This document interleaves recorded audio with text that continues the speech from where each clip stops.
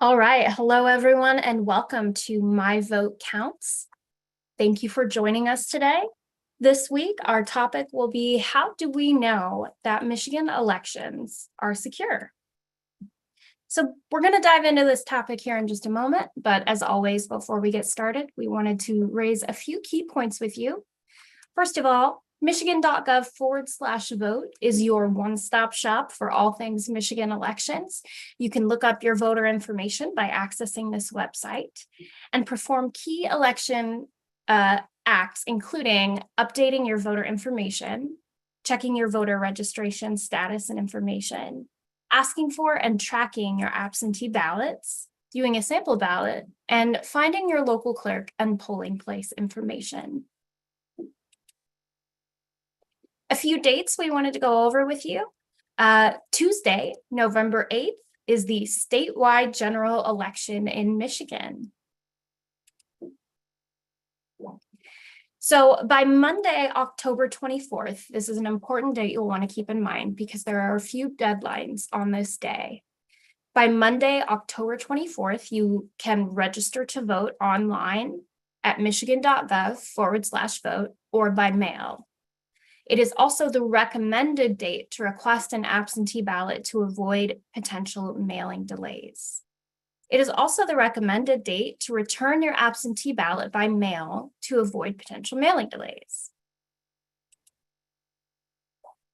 So here are some additional deadlines for the Tuesday, November 8th statewide general election. By Friday, November 4th at 5 p.m., it is the deadline to request an absentee ballot to be mailed to you. Monday, November 7th through 4 p.m., you can vote early in person with an absentee ballot at your city or township clerk's office. And by 8 p.m. on election day, you must return your signed absentee ballot by hand to a drop box or to your local clerk's office, and it must be received by 8 p.m. for it to be counted. And by 8 p.m. on election day, you can also register to vote in person at your city or township clerk's office because Michigan is a same-day voter registration state. All right, those are all the reminders I have for you before we get started here. So I'm going to hand it over to Keela Crane to talk about Michigan elections and how they are secure, accurate, and fair. Keela, over to you. Awesome. Thanks, Sarah. Good afternoon, everyone. We are excited to talk a little bit more about why our elections here in Michigan are secure and fair. First, Michigan has adopted some election security best practices. We have upgraded our voting technology. We improved our qualified voter file system. We joined the Electronic Registration Information Center, also known as ERIC, where we're able to do a state-by-state analysis for voter registrations to make sure that everyone who is here and wants to register to vote in Michigan is voted here in Michigan. And we also expanded our risk limiting audits or statistical audits, as we call them here in Michigan. And the way that we were able to do that is when the secretary came aboard in 2019, she convened Michigan's Election Security Advisory Commission. So in the spring of 2019, we gathered these experts from here in Michigan and around the country to review Michigan's election security practices.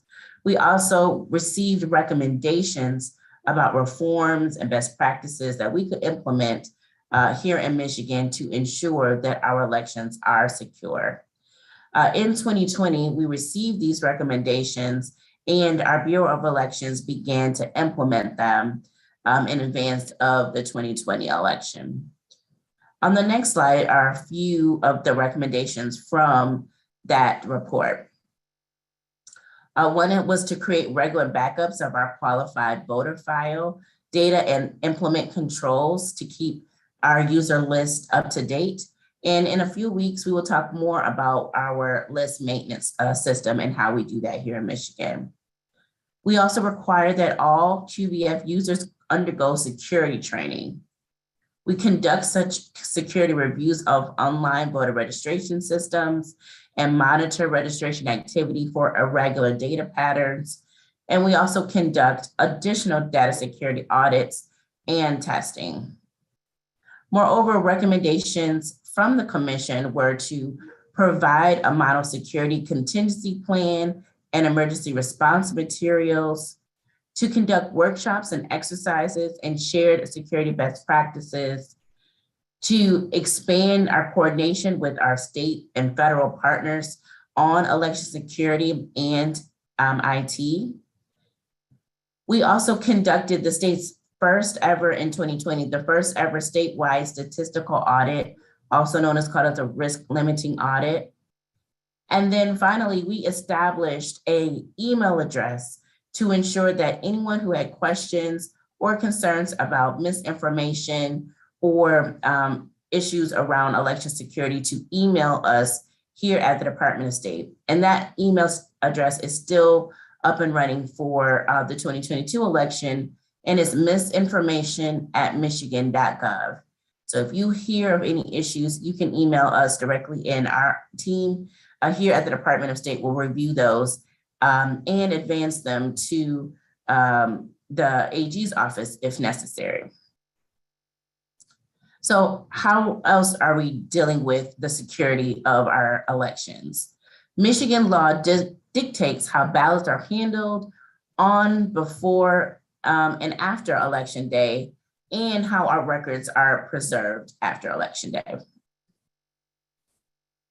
So of course, one of our pillars here at the Department of State is election transparency. And how do we do this? Which also ensures that everyone is comfortable around the security of our elections. We have a balance of partisan representation among poll inspectors. Per state law, each polling location must have an equal number of election inspectors from each major party. Election inspectors in Michigan, we call our poll workers election inspectors in Michigan, just to ensure that everybody's on the same page. And during opening and closing procedures, folks from both parties must be a part of that process. We also have poll watchers and election challengers who are free to observe the polling place operations and to be able to look at any potential and to call out any potential irregularities. And then we also publicly post, according to Michigan state law, the tally once the election is complete and the election inspectors have completed their closing operations. And that would be taped up on a wall or a window of the polling location. How are ballots handled? As we stated, Michigan law outlines various safeguards about how our ballots are handled. Number one, our ballots are numbered, and the numbering system ensures that each voter only receives one ballot. So election inspectors at the polling locations are alerted in the e-poll book if a voter has already been issued a ballot. So if they have already been issued a ballot at one precinct or another, we're able to notify that. Also, if they were issued a ballot, an absentee ballot, we're able to understand that and have procedures in place to ensure that they're not able to vote twice. The ballot number is removed just before the voter inserts their ballot into the tabulator. And if you all participated in the primary election just a few weeks ago, you will be able to see that. You experienced that procedure as well. And then after the polls close, election inspectors verify that all ballots have been tabulated according to the law. And this, of course, does not include any provisional ballots because those have to be rectified after Election Day.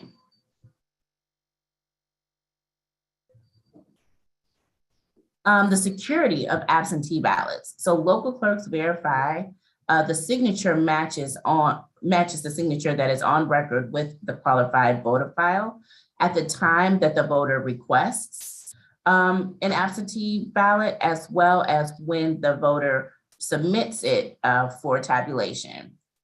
Furthermore, local clerks' offices record when a voter is issued an absentee ballot. So like I just said before, election workers will know whether or not someone is issued an absentee ballot, just as you, the voter, can see when your absentee ballot has been issued to you by going to michigan.gov/vote.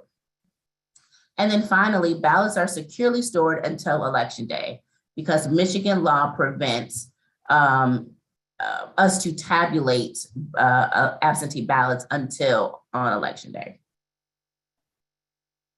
Thanks, Keela. And for those curious about the security of absentee ballots and about the processing behind absentee ballots, we will have a special segment or webinar on that in a couple weeks. So stay tuned for that. Thanks, Sarah. And how are ballots retained? Michigan law, as well as federal law, governs how ballots are retained. So in Michigan, we all use paper ballots, as you know, and we print those paper ballots, the tallies of those paper ballots, so that there is always a physical record of those ballots and what happened. Then election materials are securely preserved for reference, for investigation, or any type of post-election audits that we conduct. As I stated, federal law requires us to retain all documents surrounding the election, including the paper ballots and tallies for 22 months following the certification of election results.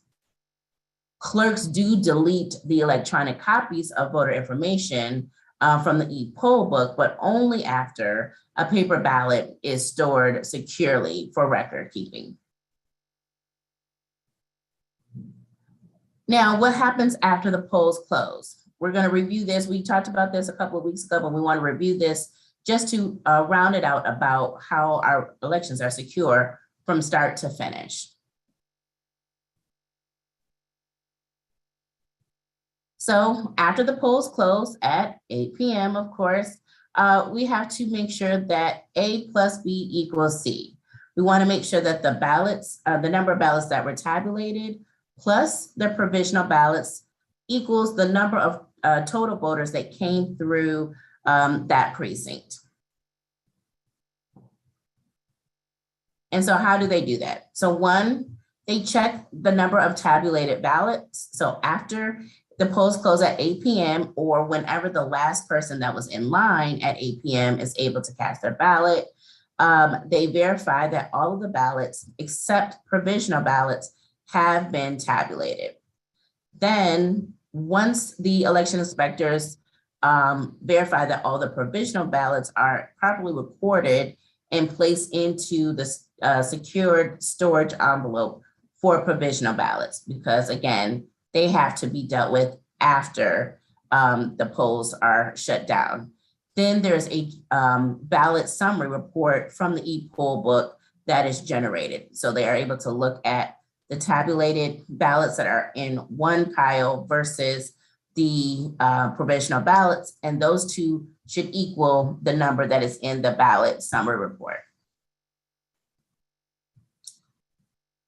And so our election inspectors use the e-poll book once again to generate the report to make sure that all of the ballots, the various ballots that are cast, are accounted for. And the e-poll book is our software that election inspectors use on election day. So what happens in the rare occurrences when A plus B doesn't happen to equal C in the first round? The polling location cannot be closed until A plus B equals C.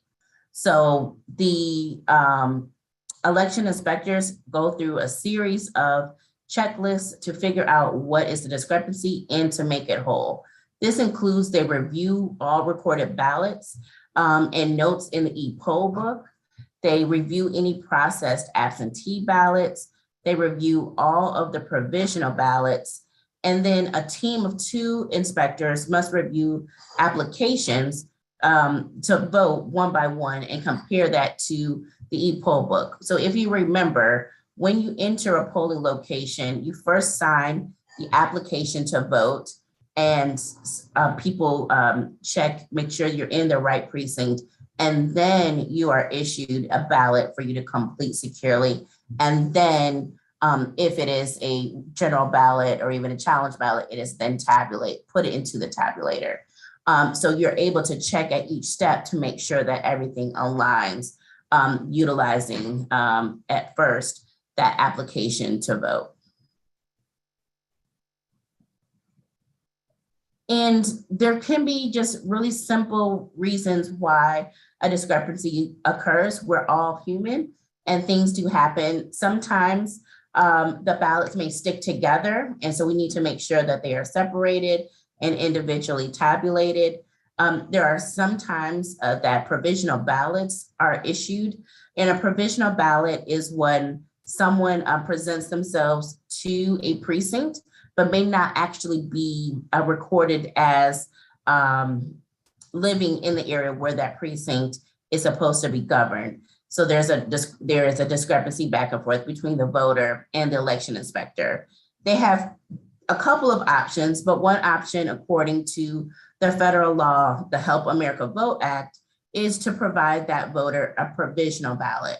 And so they complete that provisional ballot, it is set aside, and then the voter has to prove after election day that they were actually in the correct spot, that they were at the precinct, the accurate precinct, and then that provisional ballot is counted. If it is not rectified within 6 days after the election day, or if it's not rectified, of course, then that provisional ballot is not counted. So that could be where the discrepancy lies, is that those provisional ballots may be issued and it wasn't accounted for as far as the total is concerned.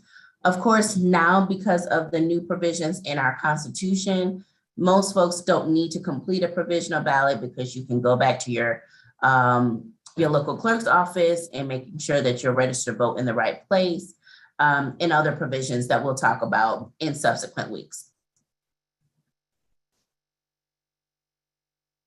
So again, as I stated, any errors or discrepancies and the steps taken to reconcile them must be noted in the e-poll book by an election inspector. So they have to notate what happened. And this is all, of course, helps us with the audit later on.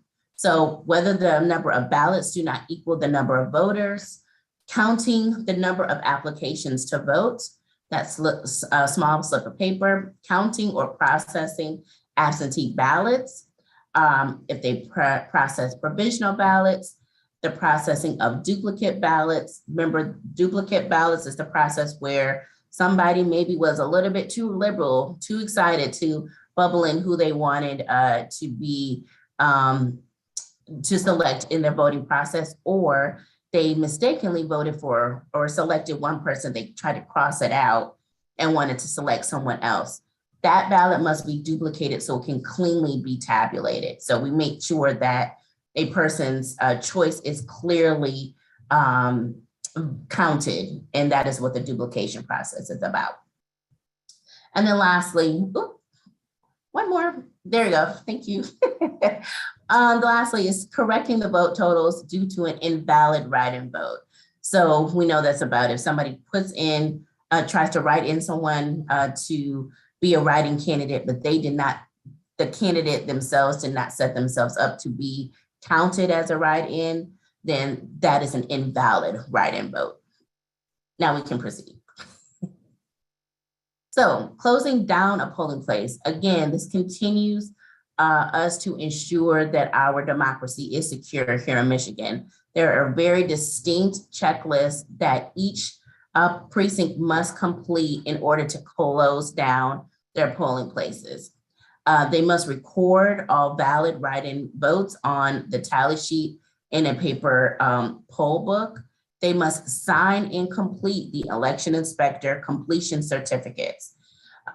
They must sign and attach the tabulator tapes to a copy of the statement of the votes. They must seal all unused ballots, the voter assist terminal ballots, any spoiled ballots or original ballot envelopes in an approved container.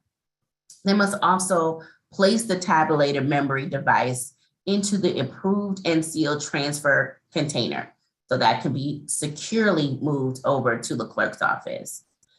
They also, once ready, pack up all the materials and have them submitted over to the receiving board, typically at the clerk's office, by 2 election inspectors, one that affiliates with each major party in our state. Thanks, Keela. And before we move on, I just wanted to add, if anyone has any questions, we do have a Q&A feature. You can find the Q&A button on Zoom, one of the buttons along the bottom of the top of your screen. You can click on that and submit any questions, and we'll try to answer as many questions submitted at the end of today's session as we can. Awesome. Thanks, Sarah. And then finally, the checks at the receiving board. So if there are any type of errors or discrepancies located at the receiving board is where the verification of the ballots occurs. So they will instruct the precinct election inspector in the necessary steps to document and correct any kind of errors. On the screen, you see that there's a checklist once again of what the receiving board has to do. Both the election inspector and the receiving board inspector have to sign off if any corrective actions were taken. That's similar to what happens at the precinct location as well. And that if the voting tally does not balance with the poll book, the receiving board inspector may assist the precinct election inspector in uncovering the root cause of that. So we're working together to ensure the accuracy of the elections before those are turned over to for final certification.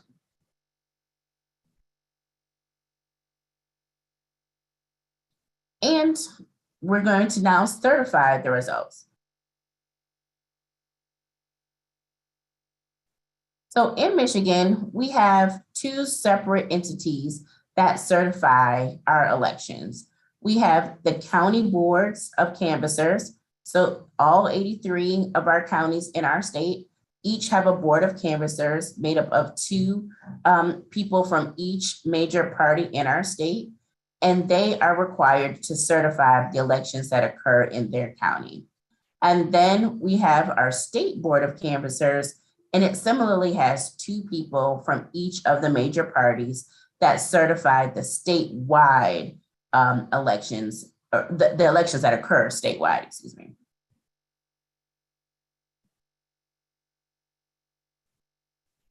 And in our Michigan state law, it requires for every board to certify their elections. Should a board of canvassers fail to certify an election, it may cause litigation where the court may decide that the board must certify the election. Their election may be passed along to the state board of canvassers to certify. And once again, if the state board of canvassers fail to certify, there may also be additional litigation to require them to do so if the court finds so to do.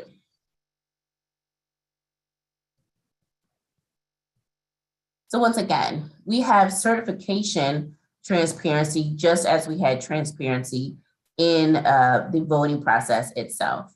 So we allow, or the Board of State Canvassers is allowed for public comment, both at the county level and at the state level. They are open to the public and allow for public commentary, either oral commentary at the time that it convenes. The public can also just sit there and observe. Because of the open meetings request, they have to post when the canvassers will take place. The meeting will take place, and you can just sit in and listen to the Board of Canvassers meetings. Some of them also have live streaming so that you can log on to the State Board of Canvassers or your County Board of Canvassers if they have the capability and have it to be live streamed, and you can watch that from the comfort of your home. And we continue to conduct audits here in the state of Michigan for our elections. We have many different types of audits that we do here in our state. And we're talking a little bit about that. So we have a procedural audit that looks at what procedures were taken to conduct our elections and to see whether or not we need to make any changes in how that has occurred. We also have statistical audits, which has formerly been known as the risk limiting audits. And that draws from and does a hand tally of a sample of ballots in a specific area to confirm the accuracy of the voting counting machines. And then we also do an audit of our absentee county board as well. And it looks at the full width and breadth of the absentee ballot process, including the counting of the absentee ballots to ensure that it adheres to our policies and procedures. What does not occur, because it cannot occur in our state, is a forensic audit. And a forensic audit is an accounting term, but it does not exist in Michigan law, and we do not conduct those types of audits for elections in our state. And what's the purpose of an audit? It is obviously to ensure that we are conducting our elections in a secure, fair manner, and that it is universal across our state, and to make sure that our elections are accurate. We want to make sure that the election notices went out on time and to the correct people, that we are training our election inspectors to conduct our elections in a fair, transparent, and accurate way. We want to make sure that our e-poll books are secure, to making sure that our military and overseas voters are receiving their ballots in accordance with state and federal law, and to ensure that our polling books and ballot containers are used in the secure fashion. Of course, we want to make sure that our elections are transparent, that our clerks are able to review any past practices so that we can continually improve how we conduct our elections in our state. And that is a crucial reason why we conduct our post-election audits in our state. And virtually all levels of elections in our state conducts audits. So our Bureau of Elections will randomly select precincts and contests, for counties to conduct audits on a state level. County clerks also coordinate with their local jurisdictions to conduct audits, and those audits are conducted on in a public fashion. So on all levels in our state, we are making sure that we are conducting these audits to ensure accuracy and transparency and security of our elections. And now I'll turn it back over to Sarah. Thanks, Keela. Some great information there about elections. It's refreshing to hear how transparency is a step that's built in to every process, so we can make sure that our elections occur in a transparent and secure manner. So now we're going to talk more about how you can learn more about Michigan's elections. So whenever anyone asks me, how can I learn more about the elections process? I always tell them, sign up to be an election inspector, and you can see the process from the inside. So you can visit michigan.gov/democracy MVP to complete an election worker interest form. These are some social media posts that we have seen from our democracy MVPs. We love our democracy MVPs, and when they post photos, it's so great to see them in action on election day. And after 2020, we circulated a survey among our election inspectors who had served, asking them what they had learned from their experience. And what we got back was a lot of folks telling us that they learned how secure the process is, that it was incredibly fascinating getting to see the process from the inside and assisting voters in their community. So here are just a few quotes from some of the folks that we received responses from. So Frank, an election inspector in 2020 in Larkin Township, said, "I learned how the poll inspector team works together to ensure election process is secure." Here's a few more posts from our Democracy MVP election inspectors, and a quote from Catherine, who is a 2020 election inspector in Texas Township. There are a lot of checks and double checks in place that make voting secure no matter the method of voting. So again, if you are interested in serving as an election inspector, whether you just want to help your community or you want to learn more about how elections are actually run, you can visit michigan.gov/democracy MVP to complete an election inspector interest form, or you are also welcome to contact a local clerk to inquire directly about serving as an election inspector for the November election. So not only can you serve and learn about elections, but you also get paid for your work. Serving as an election inspector in Michigan is not a volunteer position. It is a hired and paid position. And you can help your community while getting paid, which is pretty great. You'll also receive official training from a local clerk on how to run elections in compliance with Michigan election law. And you'll learn, just as our MVPs who we quoted earlier did, about the extensive checks and balances to ensure election integrity. So one final time, that website where you can go is michigan.gov/democracy MVP to complete an interest form. And just a small note that any registered voter in the state of Michigan can complete the interest form. However, Michigan law does dictate that voters who have been convicted of a felony or election crime in the past may not serve as election inspectors. All right, it's time for my favorite part of our My Vote Count sessions, the Q&A. So we do have some questions that were submitted when signing up. So we have a few to go through. And then we'll get to some of the questions that have been submitted during our live session here using the Q&A function in Zoom. If you do have a question, feel free to submit it and we'll get to it if there is time to get to it. We do have a lot of questions that are submitted, which is really great. However, that also means that we might not get to your question today, but we will follow up with additional resources so you can find an answer to your question. I would also note that one of the questions we always get every session is, will there be a replay or resources available about this session? And the answer is absolutely yes. We will circulate a recording of this session along with additional resources that you can click on and open. And that will be emailed to you after today's session and emailed to everyone who subscribes to My Vote Counts updates and to everyone who signed up for today's session. All right, so let's move on to our Q&A. Keela, if you are ready. I'm ready. Okay, first question. And I know you talked about this a little bit during our session, but it's a good question that we do get quite often. In what conditions would a forensic audit be conducted in a county, city, town, or precinct? And what does state law say about forensic audits when integrity concerns are raised? Yep. So just to reiterate, we do not do forensic audits. That's not a thing that is in Michigan election law. We have other types of audits that we do conduct, and that's back on the slide deck. So we have the absentee voter audits that we conduct. We have our statistical audits that we conduct, and then we also have our procedural types of audits that we conduct.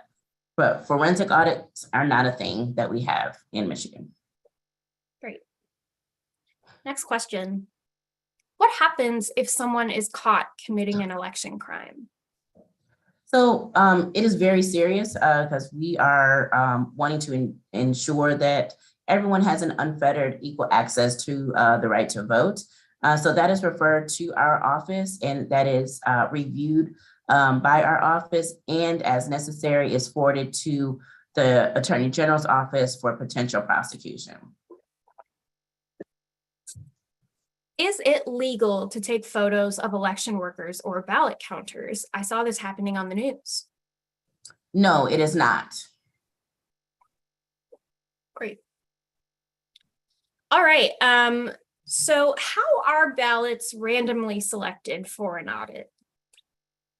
So that is a process. We talked about that a little bit earlier between the Bureau of Elections on the statewide level or the state level that they randomly select not only races, but counties to conduct an audit. And then also on the county level, the county clerk works with local clerks to select how the audits are conducted for county and local races. Great.